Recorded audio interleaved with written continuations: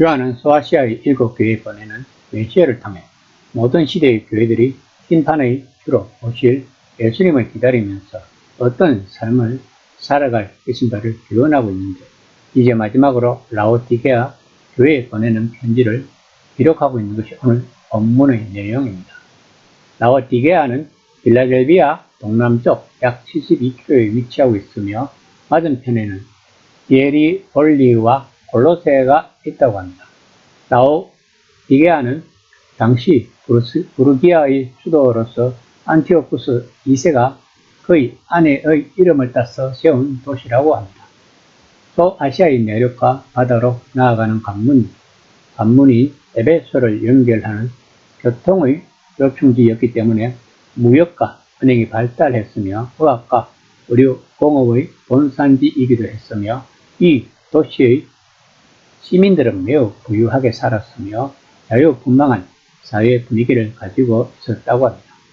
특히 이곳에는 유대인들이 많이 살았고 황제 숭배의 중심지였으며 제우스 신전도 있었다고 합니다. 라오디게아 교인들은 다른 교회들처럼 외부로부터 핍박을 받지도 않았고 경제적인 어려움도 겪지 않았다고 합니다. 사도 바울은 동역자였던 에바프로에 의해 시작된 라오디게아 교회는 복음에 기초한 정상적인 성장을 이루지 못하였고 부활하신 예수님으로부터 아무런 칭찬을 듣지도 못할 정도로 가장 퇴보되고 저급한 믿음을 지니고 있는 교회였던 것입니다. 예수님은 이런 라오디게아 교회에 경고의 말씀을 하십니다. 3장 15에서 16절입니다. 내가 내 행위를 아노니 내가 차지도 아니하고 뜨겁지도 아니하도다. 내가 차든지 뜨겁든지 하기를 원하노라. 내가 이같이 미지근하여 뜨겁지도 아니하고 차지도 아니하니 내 입에서 너를 토하여 버리리라. 본문을 이해하려면 라오디게아의 환경을 알아야 할 것입니다. 라오디게아가 소유하지 못한 것은 양질의 물이었다고 합니다. 수원지 중 한 곳은 히에라폴리스였다고 합니다. 이곳은 오늘날까지 여행객들이 찾아오는 여러 온천을 자랑하는 곳입니다.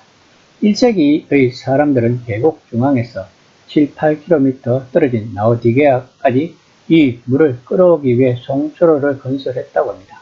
이 시설은 오늘날에도 볼 수 있는데 내부에 굳어진 강물 침전물이 덮여 있습니다. 그런데 뜨거운 이 온천물이 라오디게아에 도달할 때쯤에는 더 이상 뜨겁지 않고 미지근했던 것입니다. 설상가상으로 농축된 화학물인 탓에 마시기에도 적합하지 않았던 것입니다. 또한 라오디게아의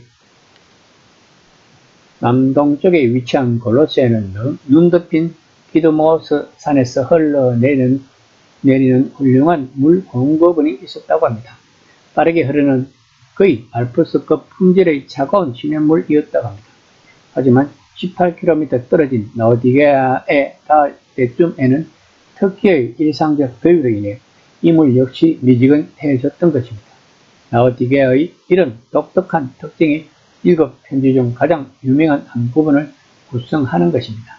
이제 라오디게아란 단어는 냉담하다, 이도 저도 아니다 라는 뜻을 담은 미지근함을 가리키는 유명한 어구가 된 것입니다. 이런 라오디게아 교회에 대해 예수님은 슬픔과 화가 뒤섞여 너를 토하여 버린다고 말씀하십니다. 즉 예수님은 라오디게아의 기독교를 역겹게 여기신다는 것입니다. 3장 17절입니다. 내가 말하기를 나는 부자라 부유하며 부족한 것이 없다 하나 내 공과 것과 아련한 것과 가난한 것과 눈먼 것과 벌거벗은 것을 알지 못하는도다. 라오디게아는 60년의 대지진을 겪었으나 재건을 돕겠다는 로마의 제의를 거절하고 무너진 성을 자력으로 재건할 정도로 부유하였고 경제력을 자랑하였다고 합니다. 그러나 물질적 부여는 오히려 영적인 빈곤을 가져다 주었던 것입니다. 말하자면 그들의 입장에서는 그처럼 부유한 상태가 하나님의 입장에서는 매우 궁핍한 것이라는 사실을 그들은 깨닫지 못하였던 것입니다.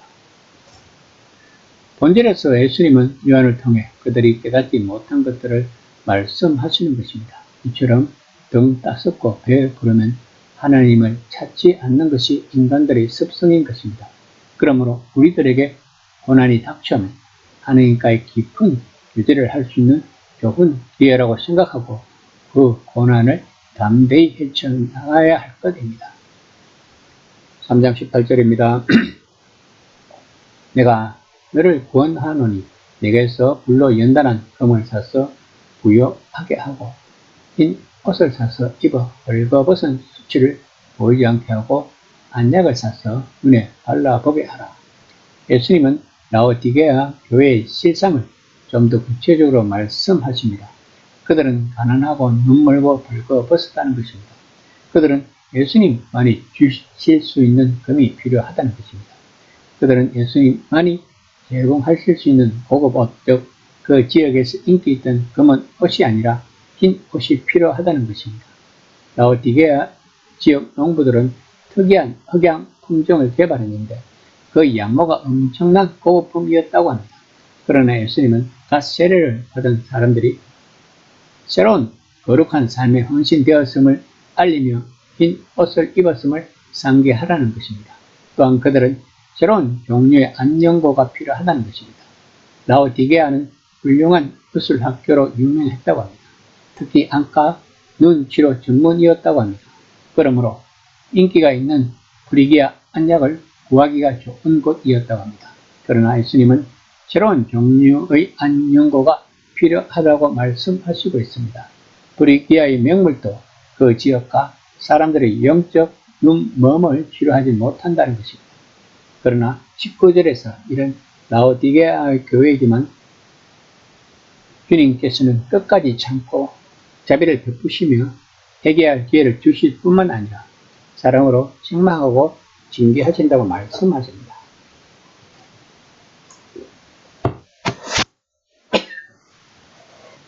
(3장 20절입니다) 볼때다 내가 문 밖에 서서 두드리노니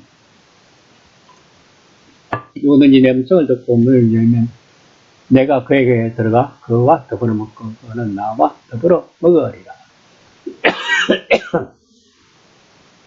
본문에서 문을 두드리는 사람은 3장 3절에서 사대에게 주는 경고처럼 뜻밖의 시간에 돌아오는 집주인이고 문을 열어야 하는 사람은 깨어 기다렸던 종임을 시사합니다. 따라서 이것은 우선 예수님이 집이고 우리의 임무는 그냥 그분을 집으로 맞이하는 것입니다. 또 구약 성경의 아가서 5장 2절처럼 이분은 연인이 잠들어 있는 집 문을 두드리는 신랑이라는 것을 염두에 두었음을 알 수 있습니다. 또한 초기 그리스도인들은 본문에서 예수님이 하신 말씀 그와 더불어 먹고 그는 나와 더불어 먹으리라를 들으면서 예수님이 강렬하게 직접 오셔서 자신을 백성들에게 주시는 공식 식사 빵을 때는 의식에 대해 생각하지 않았을 사람은 아무도 없었을 것입니다. 그런 식사는 메시아의 마지막 잔치를 기대할 것입니다. 이 음식을 나누는 사람들 그리고 이로써 예수님이 자신의 죽음을 통해 이기셨듯이 이길 힘을 얻는 사람들은 가장 특별한 특권을 소유할 것이라고 말씀하십니다. 그것은 바로 예수님의 보좌를 공유하는 것과 같다는 것입니다. 다시 말하면 세상을 다스리는 그분의 신기하고 주권적인 통치를 공유한다는 것입니다. 곧 예수님이 군사력이 아닌 고난받는 사랑의 힘으로 도달하신 통치인 것입니다. 이것이 왕같은 제사장이 된다는 말의 의미인 것입니다. 이 시간 나는 과연 왕같은 제사장인지를 한번 생각해 보는 시간이 되었으면 합니다.